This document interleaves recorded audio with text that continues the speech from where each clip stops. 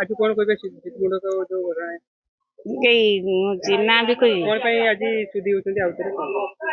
पुनर्बार आउथरे सुधी हेबार कारण होची से जो ता भौणीर कंकाळ नेकी बैंक रे पहुंचैथिले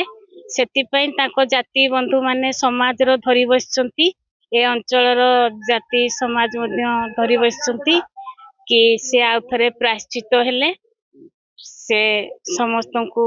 सहित मिसी पारिबो बोली एबे केते सुधी कार्य केते दूर आगेलानी केते ए सुधी क्रिया कार्यक्रम जीतू बाबू जो मते रेड क्रॉस तरफ 20,000 टंका देइथिले मो ज्ञातरे समस्त को उपस्थित रे देइथिले 20,000 टंका से 20,000 टंका रो खर्च बाबद को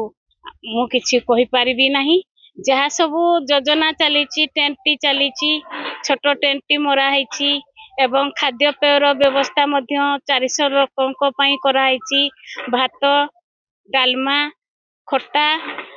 चिकेन ए सब सब व्यवस्था करा जायची तांकर प्रायश्चित अनुसार जो पूजा सामग्री सेगा मध्य व्यवस्था करा जायची जा देखि परथिबे आपण देखि पार्थिबे आपण देखि पार्थिबे जे वर्तमान आपण एठी वर्तमान रोषे चलची जीतुमुंडा कर जो आज सुधी क्रिया चलची रोषे चलची आ किछि समय 4टा सुधा तापरे भुजी सपन हबो पाटणारू विजय कुमार महांतो को रिपोर्ट प्रतिदिन टीवी।